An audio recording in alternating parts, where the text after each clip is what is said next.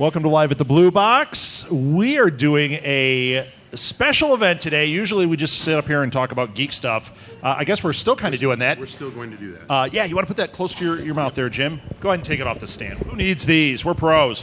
But today we're doing a special event. We are kickstarting the Solution Squad book. Yay! Yeah, come on! There's actually a crowd tonight. Usually when we do this, there isn't. We make it sound like there is. You actually are a crowd, so make sure you're noisy. All right? You, Sebastian, noisy. That's what I want to hear. Yeah, perfect. So we're going to start out by doing some interviews to kind of set things up. Anybody that's out here and anybody that's on the internet, there is a Kickstarter. And if you follow us on Facebook, I'm saying this to get it out of the way. Mm-hmm. If you follow us on Facebook, we do have links on Southgate Media Group. We do have links on Geekin' Out, where you can just click on it and you can support this Kickstarter for Solution Squad. So, Jim, be our Vanna. Show some pictures. Get the stand. The stand. There you go. There you go. Now we're going to be blocked. Perfect. There we go. Here, let me show it right here. There you go. So this is Solution Squad. Yes. So hold your phone up to your mirror and you'll see it correctly. That's right. But don't say Candyman 3 times because we know what happens. So, Chris is joining us. I am. All right. So we should set it up here real quickly. I'm Rob Southgate. On the end there is Chris Mao. Hello. And in the middle is the man of the hour, hidden by his book, Jim McLain. Hi, Jim. Hi, Rob. How are you doing? Good. So you launched yesterday, huh? Yes, indeed. No, And 2 days ago. 2 days ago. 2 days ago? 2 days ago. And what are you at, like $30? It's going well? We're $100 short of $5,000. Yes. Yes. So the Kickstarter's been a couple of days and $100 short of $5,000. Yeah. What is the goal amount you're going for? $7,500. Okay. Do you think you're going to make it? I think so. I think so too. By tomorrow?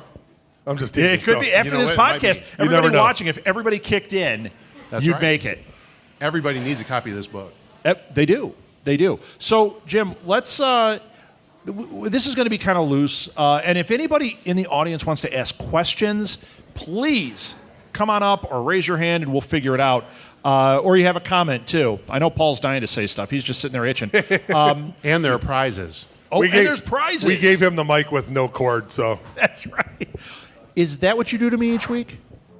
Yes. I'm kidding. So there are prizes too. Well, There are. we'll get to that in a minute. Jim, tell us about Solution Squad. Let's start there. Okay, well, 10 years ago, I was a middle school teacher, as I am now, a middle school math teacher. And when I created Solution Squad, basically I'd done a whole bunch of worksheets and activities using DC and Marvel superheroes. And when I made the DC and Marvel superhero stuff, I had so many of them by the time I was done that I said, well, this would make a great book of activities for kids to do. They like to do that a lot better than they like to do, Tom walked down the hill and boring stuff like that. Right. So I made a bunch of superhero activities, and then I realized I could make a book out of this, but I don't own the DC and Marvel superheroes. And so, being a longtime gamer as I am, playing Champions way back in 1982. Oh, you played Champions? Oh, yeah. So did I. Gene plays Champions. Oh, yeah. Yes. Gene Howard over here. Yeah, we've got special guests coming up. Gene Howard's one of them. Big Champions player. Did it? Excellent. Yeah, man. I love playing Champions. Yeah. What a great game.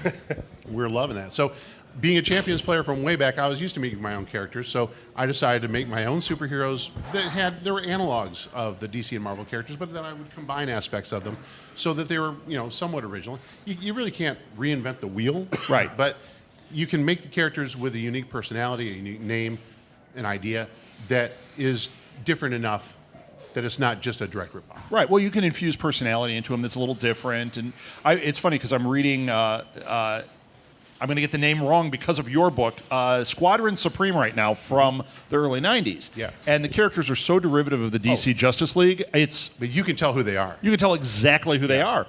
But you know what? They are different enough that I feel like there's... Are you saying that they steal superpowers and stuff between comics? Everybody does. No. Everybody does. It's all shattered. I'm including done. the first superheroes. Yes. The first, And it's funny that you mentioned Champions because I remember when I was playing that like in high school, even D&D, I kept thinking, I wonder why people aren't using the concepts here to create characters and build story off of that. Eventually, people did. Oh, But I didn't realize that was where this Yeah, in really fact, came from. George R. Martin of the Game of Thrones fame, actually his Wild Cards universe was based off of a Superworld campaign. And Well, really? He has a shared universe. It's 26 books long. It was based from a Superworld campaign that they were playing in New Mexico. That's crazy. Yeah. That's crazy. So, okay, so we're kickstarting so you can own DC. Is that right? No. Oh, I okay. have no interest in owning. No, it. no. I would bet you could do the movies better. I'm just saying. No Come on, we'll comment. work with you on the movies. We can fix it. One big difference is my characters smile, and two, they don't kill anybody. So no. There you Well, go. So, okay, so you developed a superhero team Yeah. to, I don't want to say teach math, but they you do. are teaching it. They do, not even necessarily on purpose. You learn about math simply by accident by reading the book in the first place. Which is what it sounds like happened to Gene when he was playing Champions. Yeah, you have to. Boom, boom. You have to learn algebra when you're playing Champions because you have the variables to come up with the figured characteristics. Right. So it is a natural. It's a byproduct of playing a game like that. Absolutely. Sorry, I'm backing the Kickstarter as we speak. So. Are you? Excellent. Yes, I am. Absolutely. Hey, guess what? You just hit 7,000. Chris doesn't know Yeah. how to Oh, hit decimal yeah. points. I missed a decimal here. And Excellent. What a generous guy, huh? That's so sweet. Thank you. you're welcome. So Solution Squad, when you did it originally, were you thinking it was a one book, let's see what happens, or did you have a J.K. Rowling moment and go, I know what I'm doing now? Well, originally when I did it, it was just simply going to be a book of math activities. It was going to be, in teacher stores and things like that. And then as I started to fully develop the characters, I said, well, you know what? There could be interesting stories here. And one of the things that I've done in my class was I had a Die Hard with a Vengeance puzzle. Do you remember Die Hard with a Vengeance with Of Bruce course. Willis, Samuel L. Jackson? And they get into a fountain, and they have the flasks of water that they have to put a certain amount of water Right. on the bottom. Right. I use that in my classroom, and I give them 30 minutes to solve it, or they blow up. And so I thought, well, I could do something like that in a story, but I'm not going to give that same problem, of course. But I came up with a villain who would come up with a prime number trap, and the characters would have to decode this prime number message in order to escape the trap and then go capture the villain. So it's a similar situation without the fountain. Right. And a different trap. That is fantastic. And so eventually they have to develop what's called the Sieve of Eratosthenes, which was developed over 2,000 years ago as a system of finding prime numbers. And kids do it right along with them with an activity that's in the back of the book. Yeah, that's one thing. When we first met, I met you at a Comic-Con, and I was with a math nerd who, when we saw, Solution Squad, and I said, hey, look, that's all math, she ran over and went, oh, comics that speak to me. And it was great because I was reading some of your pages right there, and it was doing exactly what you said. I wasn't thinking about the math. I was enjoying along with the story, but I was solving it as I went, and I thought, this is really great. And that's what started us knowing each other. We started talking about all of that. Isn't one of the big hurdles of learning is a lot of people defeat themselves before they even start? Like, oh my gosh, it's math, I can't do it. Yes. So if you put it in the comic book form, it's like, hey, it's part of just what I enjoy. Oh, I can do math, and all of a sudden it empowers them to do that. So. Yeah, math phobia is a real thing, unfortunately, and people are scared to do it. But the thing is, it's no different than reading. Everybody can do math if you approach it correctly. Sure. And unfortunately, and I hate to disrespect my colleagues, but some math teachers are just very dry. It's kind of straightforward. They don't have a lot of personality, and I'm just the opposite. I struggled with math when I was a kid, and so I know exactly the struggle. I know how hard it is, but I also know how I overcame it. And so I put that effort and a little bit of personality in the class. You see me talking with my hands if you're on Facebook Live. I do it all day long. And Trust me, it took me a while. It's like, I'm on the I still do radio. it, but it's all right. Yeah. That's why Chris and I sit like this I a do. lot. It looks Yeah. funny online because we're like Oh, that. notes from the crowd. Russell Lasau says, you just crossed $5,000. Thank Way you, to Russell. go. Yeah. Yeah. We like that. Blue box. We'll get the totes up. We'll get the tote board. Yeah, there you go. Chris is going to sing You Can Never Walk Alone at the end of this, too. It's going to be awesome. We'll have a little sing. That's what we're going to do. Forward to that. So anyway. 5,085 as we speak. Nice. Very Thank you. nice. Thank you, everybody. That Yeah, was not me, but that's a portion of it was me. I actually cried. I cried when I saw the outpouring of support the first day. I was simply overwhelmed. It was amazing. Never It's expected funny, it. yes. Yes, Gene. Every few, like say $500, you should make Jim sing like superhero theme songs or something like that. Why do 500? Let's make him do it all night. We'll start him Every dollar he has to do it. every dollar. Do you know a lot of superhero theme songs? I don't right off the top of my head because I'm on the spot, but I could probably come up with it. Okay. You know Gummy Bears theme song? We sing that on the show a lot. I don't know it, but we make people sing it. You're awful. Too bad. A lot of math in Gummy Bears. I could sound like that lady in Spider-Man's, really off key and starting me on the. Oh yeah, excellent. That's a talent. I know because I have it. So that's my now superhero power. you use this obviously in the classroom, and I know that it's going into other classrooms. People are picking up on it. Mm-hmm. They're using it. I have a question that I don't know. You can shut me down on this. I'm going to ask it though. Okay. Do you reach out to like the homeschooler and after schooler community with this? Because to me, this is tailor made for that. Yes. The short answer is yes, but not at first, because at first I only came up with one single 32-page comic book, so I really didn't have a lot to sell. Sure. And so I'm hoping then to reach out a little bit more and branch out and expand once the book comes out, because it's a lot bigger. It's 132 pages as it stands right now. If we hit our first stretch goal, then we're going to go to 146. Nice. So it's going to get even bigger. And then I have something that I can put out there for people to order. It'll be available through Ingram Spark. You'll be able to order it from Amazon. You'll be able to order it through Barnes & Noble, through any bookstore. Libraries and schools will be able to order it too directly. Excellent. Rob wants to know when he can wear the suit. He wants a suit. I could wear this suit right now. Come on. I'm going to actually put the leggings on. So Well, since Serena has the only pair, you're going to have to get them away from her. okay. Well, that's wait till they hit their goal before you put the yeah, pants right, on, right. please. That's at the $7,000 goal. Then we get the tight switch. So We have a vendor that's taking care of that for us, so we'll just be able to make them to order when, Oh, nice. when nice. the Kickstarter's over. So we can all wear Solution Squad tights soon. Yes. Excellent. No capes. I'm kidding. But that's not really the best part. So can I take a time out here and talk about something for a second? You can talk about Go whatever ahead. you want. Sarah, can you bring me the bag? Oh, here comes the bag. It's the bag. Does this have a theme song? Jim's magic bag, his magic bag.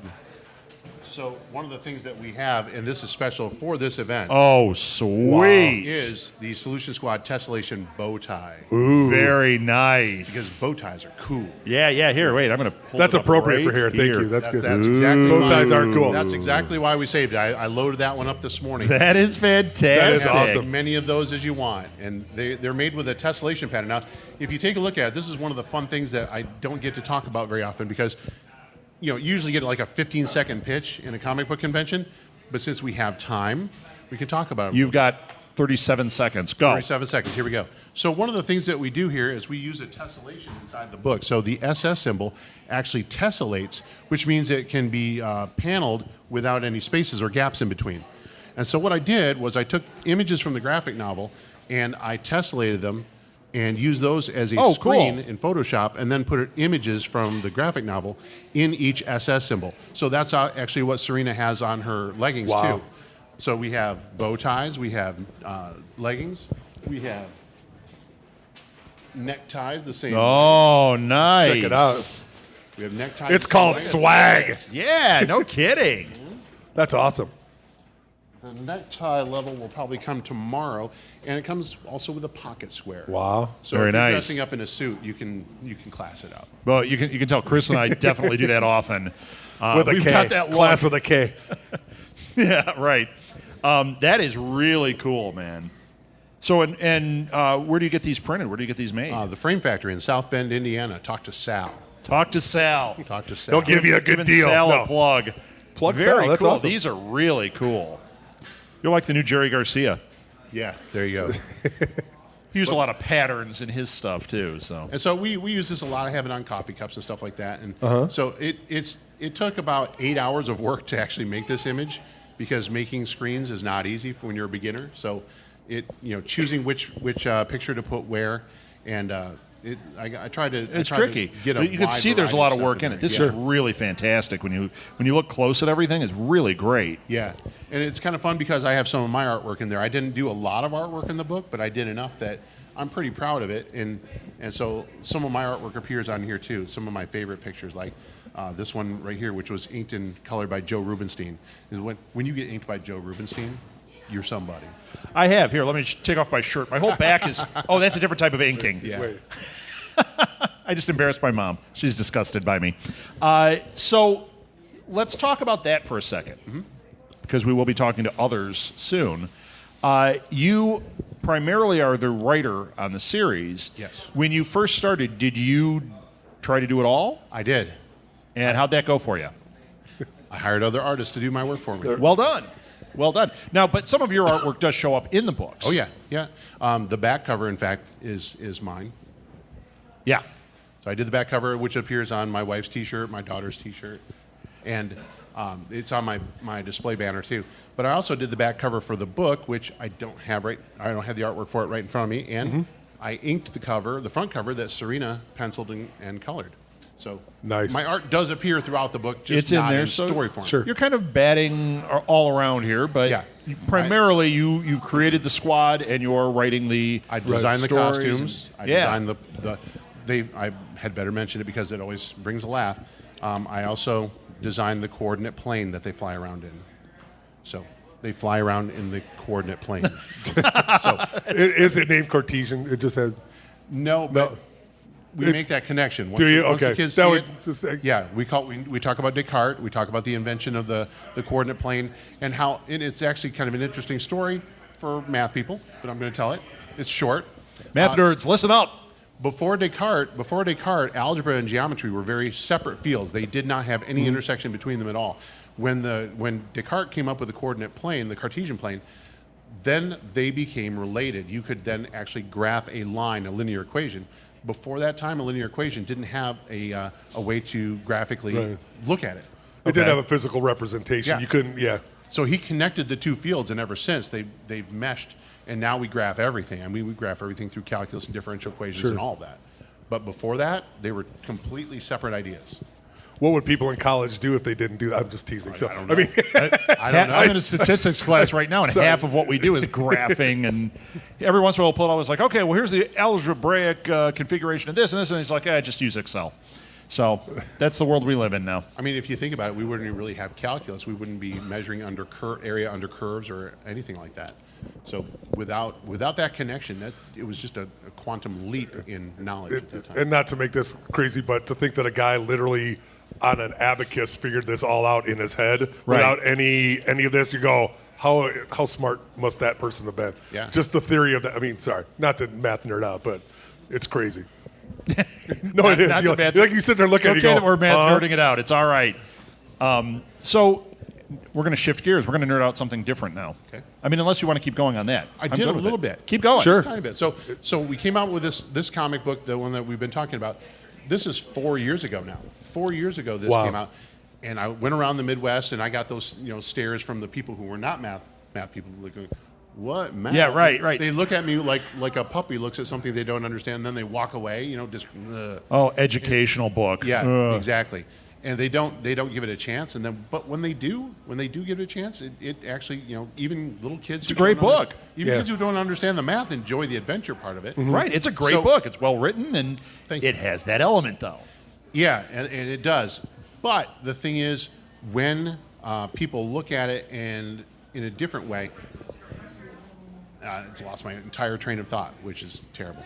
But every time I did make the connections with librarians and people like that, they said, we can't use the floppy comic book. We need a hardcover. We need a softcover at least. And so I said, well, okay. And I have to tell you that selling an individual comic book is not a way to make money. No. Artist Alley, you will die. You'll just lose, Correct. lose. So I said, all right. And I heard this for 3 straight years. And I said, okay, I'm putting the book together. And finally, it's all together. Right. Now, keep in mind, I financed all the artwork on my own. So as a classroom teacher, I don't complain. I'm not one of those teachers. We don't make enough money. I'm not like that. I knew what teaching paid when I went into it. But trying to finance something like this on a classroom teacher salary, not that easy. Very difficult. And I've done it without taking out loans. So Yeah. That's awesome. Yeah. And this Kickstarter is actually for the graphic novel. It's going to be a Kickstarter- soft cover, yeah. right? And no, the Kickstarter is a hardcover book. Oh, it is? Yeah. Oh, yeah. It's absolutely I've read the Kickstarter. I haven't paid attention to the Kickstarter. no the Go out. Hold on. Well, no, it's showing there. Chris, are we out? You're not hearing anything from there? Hello. We will keep trying to figure it out. It's not this. You going to turn it off and turn it on? Yep. It's like the IT crowd here. It is. Turning it off, turning it on. Do we need to get the other amp? I'll Is get the this other amp. The funky amp? Recording? It's recording. Yeah, keep recording. I'll come out. Okay. We'll talk louder. Yeah, we'll just talk louder for a few minutes. Although it's... We'll use that teacher voice. Yeah. Well, we don't have to talk louder on Yeah. there, so you guys can hear us enough for this part. And Facebook is kind of hearing us right now, so... So everybody said hardcover book, or softcover. So I'm doing both. The Kickstarter is for a specific hardcover book that Serena and I did the cover for. Right. So that's a separate entity than what's going to be available out in the schools and libraries. Sure. The Ingram Spark is a self-publishing platform, and we're going to use that to get it out to the mass audience. So the Kickstarter book, once these are printed, that's all there's going to be. Yeah, you know what? I've read the Kickstarter, obviously. In my head, I kept thinking it was the softcover version. For some Hardcover reason. all the way. Even it says hardcover, and I'm still Yep. thinking softcover. All the numbers we ran are hardcover. That's fantastic. Yeah, Chris, it came back on, so I'm sure it's the amp. Give us 30 seconds. I don't want to blow any eardrums out. There we go. Check, Hey, we check. got sound again. Yay. All right. Now that we're back, Internet, if you guys have any questions, this would be a great time to ask, and we will ask Jim right here, right now, live. So if any come up, this would be the time. I got a couple go things. ahead. So obviously, this is the next step in this whole thing that you got going on. I read that you have some kind of like supporting stuff for the classroom and stuff, like some I have handouts lots of and stuff. You have lots of stuff. Now, is your hope to be able to bundle all of that together to, I know I don't want to say to sell, but make available to teachers and do all that stuff? Is that like in the plans? I'm going to sell it. You are? Okay. Oh, yeah. Well, I don't want to say and monetize it and say, No, hey, the thing is, you always hear about, it's like, oh, teaching is a calling. And it's like, it's true. Teaching is a calling. right. Sure, but you But got to make It's a money. job. It's a job, too. It Yeah. is. And I've done that job for 30 years now. I'm 3 years from retirement. I would like to do something else after that. Cool. And this is what I would like to do. So, yes, I have bundled. Hey, guys. I bundled the comic, then the graphic novel, and then we also have the graphic novel with digital storytelling techniques. So there are separate files that are presented landscape, so that when you put it on your smartboard, the students don't have to look at big empty spaces on Sure, that. sure. Wow. So it's instead of portrait. In fact, I can show you in here with the Candy Crimes of the Confectioneer, for example, and I'll hold it up. Every page is divided into two, going on the top half and the bottom half, and then as you swipe or click on the It'll fill the arrow, screen. It'll Fills the fill up the screen. entire screen. Oh, wow. So we did all Smart. the pages that way. We laid it out that way, and then sometimes we cheat in the second story, The Trouble with Trains. We actually cheat a little bit, and I expanded the background down, just like they do in the DC Squared books, like Batman 66. Those were intended for digital release, and so you'll see, if you look at them, the layouts were for that landscape format that you can read on a tablet or on a screen. Sure. Oh, wow. That's So neat.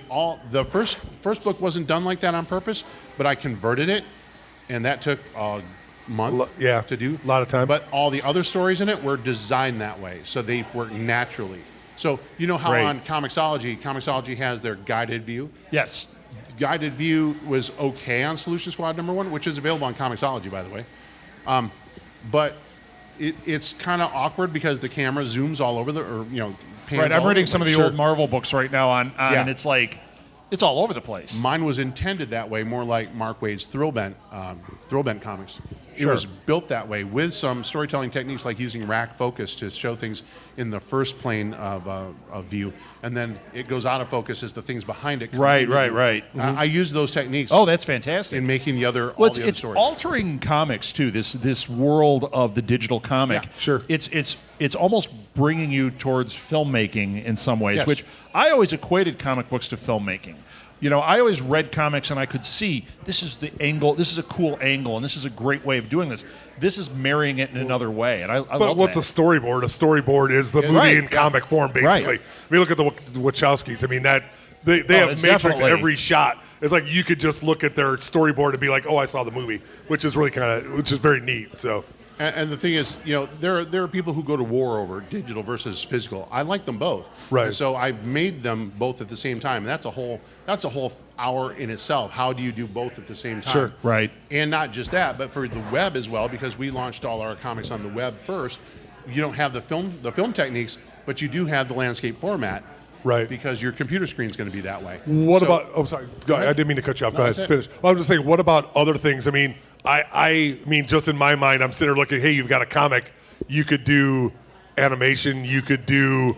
I hate to say an RPG. You could set up a whole world like that. Is that something you have? I hate to say thought about that or put that on the table. Or I have. If an not, RPG. now you do. Yeah, I have an RPG in the works. I have a card game in the works. Nice. I have a YouTube channel where we use Solution Squad puppets. We use puppets. We love puppets here. Yes. It's scary. Don't ask. Yeah, don't ask. The puppets. Oh, nice. And in fact, I'm glad you're saying all that because this is an opportune moment. Those of you that are watching on Facebook, those of you that are going to be watching this later on video or listening to it, we've got links to the Kickstarter, so you can go in right now.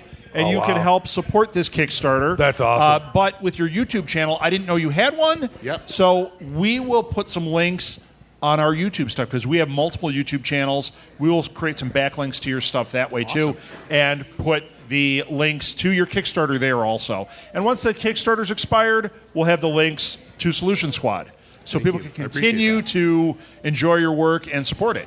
Because the YouTube channel is just Solution Squad. It's easily findable. I have lessons on there about prime factorization, things like that. Sometimes I use the puppets. Sometimes we don't. I took Radical with me to New York last fall, and Radical went for a cab ride with me, and we talked about how to tip the cab driver. Radical went up at the Empire State Could you take Building my dad out and teach him tipping? Because he has trouble. Good. Our puppets are not quite as cute. I'm just going to tell you right now. A talented young lady named Rebecca from a company called Ruppets, Ruppits. You can find her on Facebook too. Made all the Solution Squad characters as puppets, including the villain, the poser. So Radical's my favorite because I can do his voice the best because he's essentially a surfer type guy, and so he sounds like this. It's totally cool. So it's awesome. an easy voice to do. It's different enough from mine that I can talk to him at the same time. Sure. That's great. But she made all the puppets, so we've used them. My daughter and I play the ordered pair, which is the twins in the comic, Abscissa and Ordinate. The ordered pair. The ordered pair. That's what they're called. And so we have ordered pair puppets, and we actually went to Shoop's in Michigan City, and we filmed one there. We filmed a video there where we talked about sales tax, we talked about tipping, we talked about menus. So we do lots of fun stuff with that, and post them either on Facebook on the Solution Squad page or on YouTube. Well, and I really, you were bringing up, I think, a good point. Having been a guy that was always into math and seeing people struggle with it frustrating me in my entire life. Like, you don't know what 10% is, blah, blah, blah.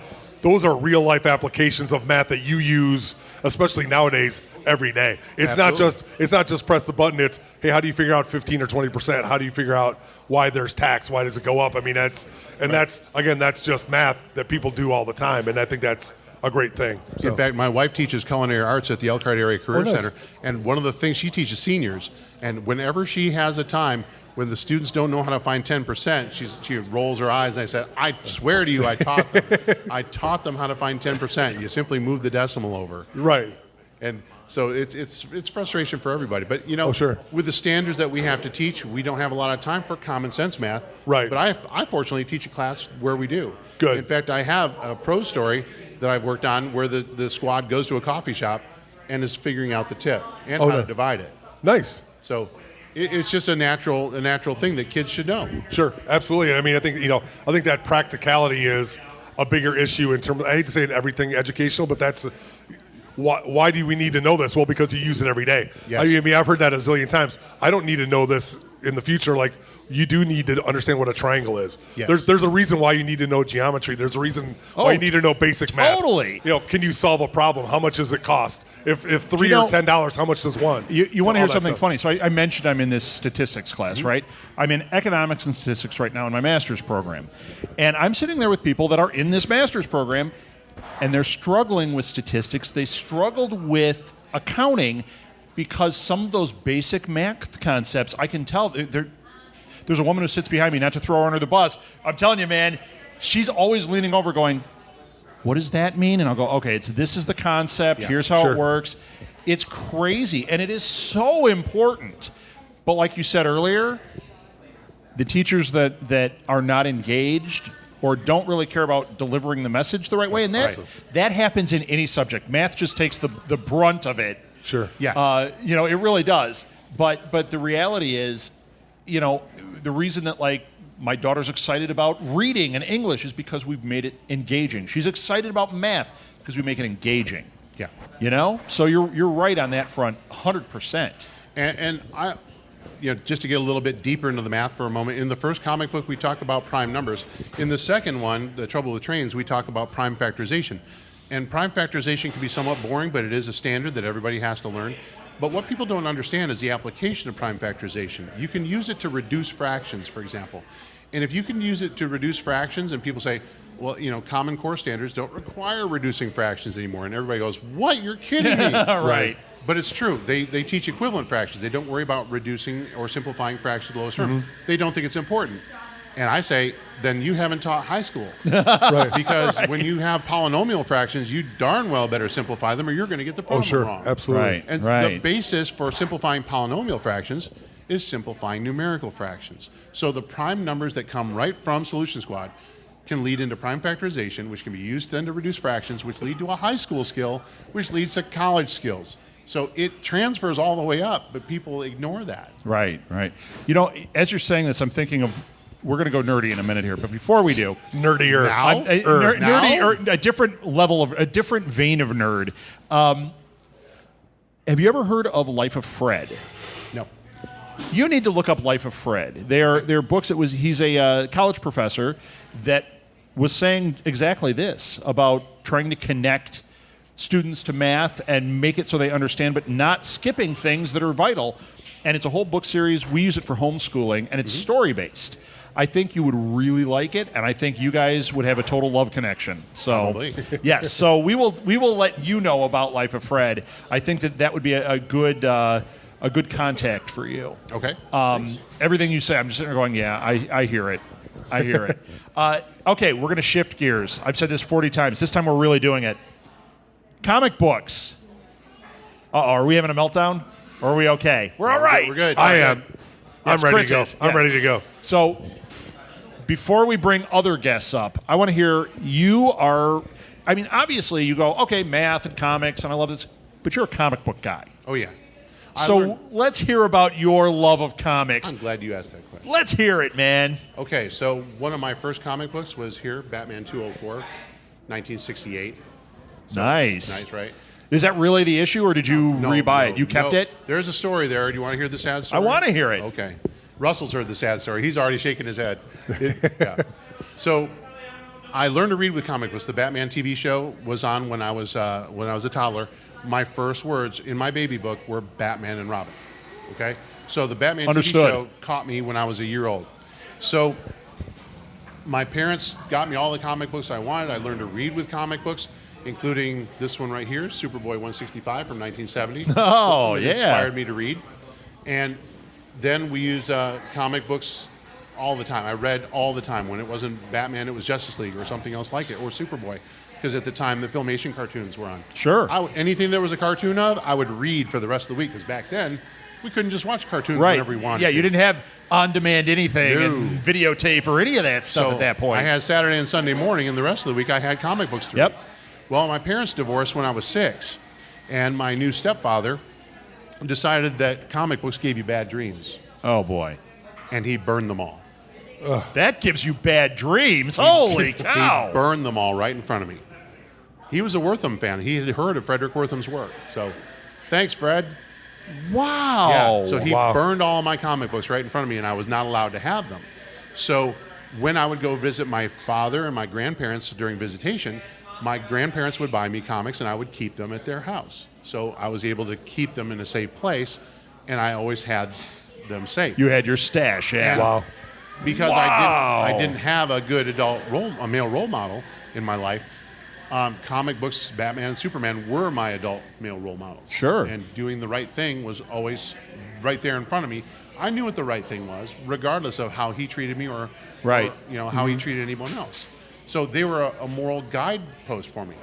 Now, the thing I want to connect here is that my mother would get them for me if she thought she could get away with it. Okay. But she knew she couldn't. Right. Sure.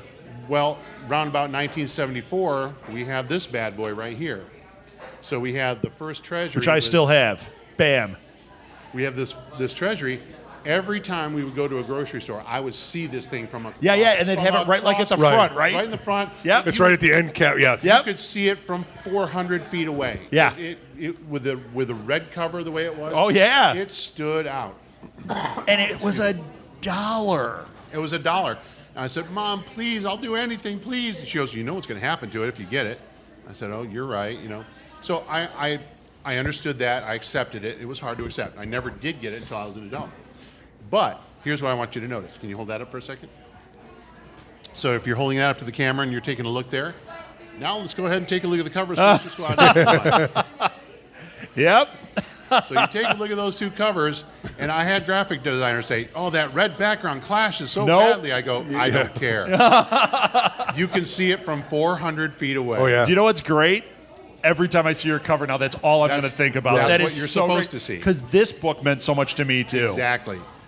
That is so great. Yeah, it's funny. I just found a stack of these. I had maybe a dozen of these big books, the king-size editions, and I just found them in our garage. Mm-hmm. And I just brought them in the house. They're sitting on top of the bookshelf, and Molly was going through them. She was sitting there the one day looking at my Hulk book that I used to take. My dad is a musician, and he'd play gigs, and they'd take me to it, and I'd sit in there and try to stay awake until I finally fell asleep.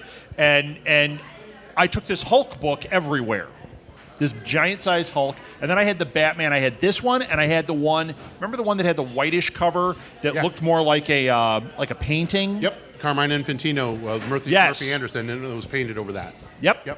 Loved it. Those were the 3 books I took everywhere.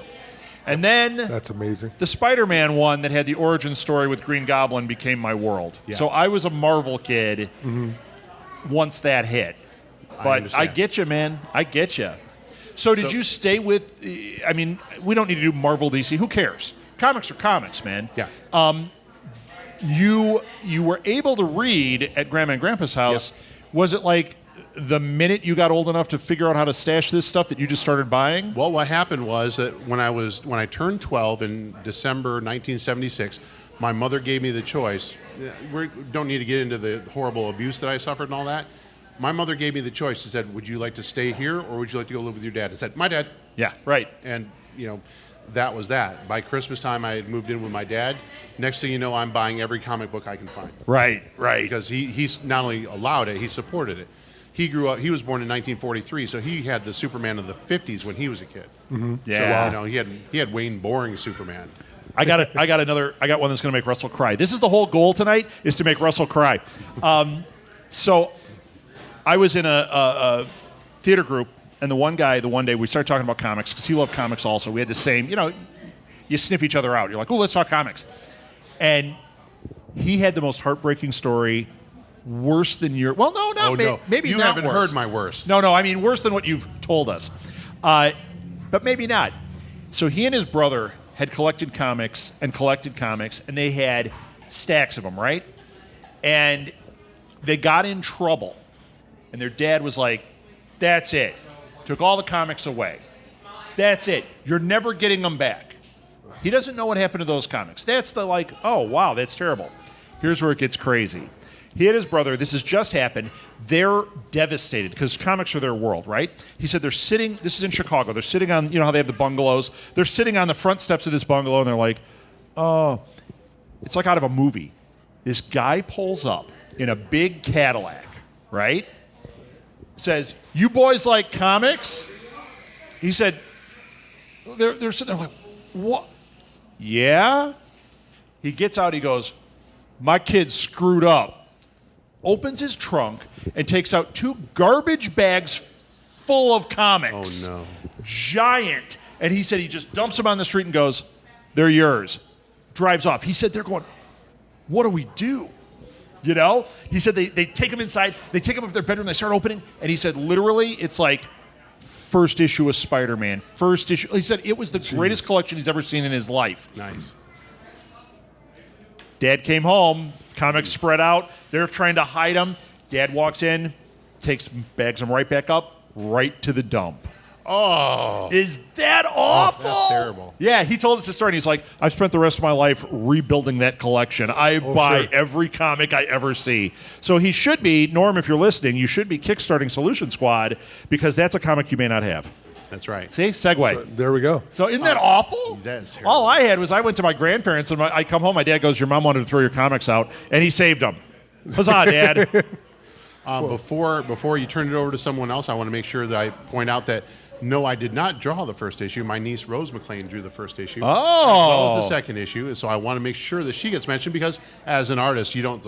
Oh, you're just the writer. It's like, well, that's true. It couldn't happen without her. So I want to make sure to acknowledge her. I always tell people you need them all. We need the colorist.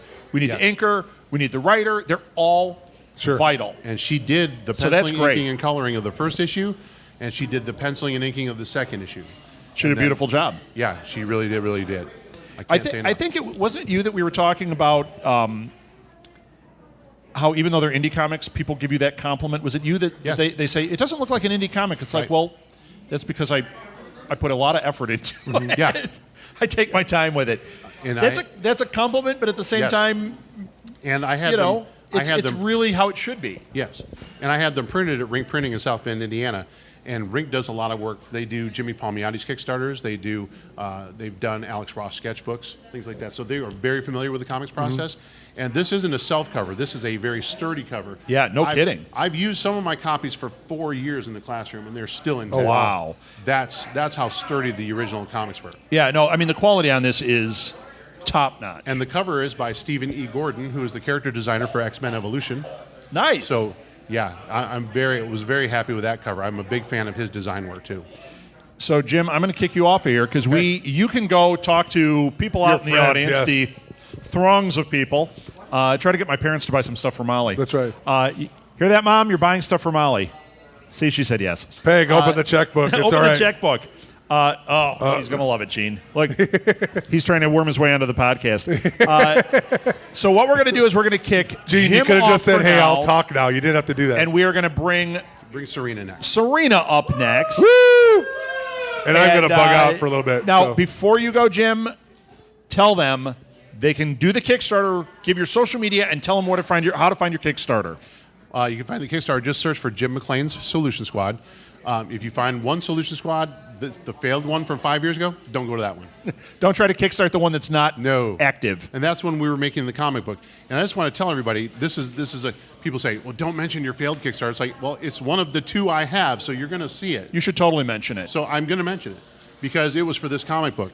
And even though the Kickstarter failed, guess what? I made it anyway. So guess what's going to happen? Even if this one doesn't quite make the success I want it to be, I'll make it anyway. Right. It will happen. And if you invest money in this, I promise you will have your books by the end of August. There you go. The book is done. Yes, awesome. Jim, where can they follow you on social media? Twitter, Facebook? Yep. At the Jim McLain on Twitter. You can find me on Facebook. I think I'm jimmclain.376, something like that. You can find Solution Squad on Facebook. Follow it there. I'm on Instagram as the Jim McLain. I'm on Instagram as Solution Squad. I'm on Twitter as Solution Squad. You just look up Solution Squad. If you Google Solution Squad, you will find me. Yes. And if you use the hashtag entries. Solution Squad, whether there's a lot out there or not, I know there's some because I've been using it. So there is now a hashtag for Solution Squad because I've been using it. Thank you. So there you go. Thank you, Jim. Good luck. Thank you so much. Good luck. Let's hear it for Jim. Everybody support this Kickstarter.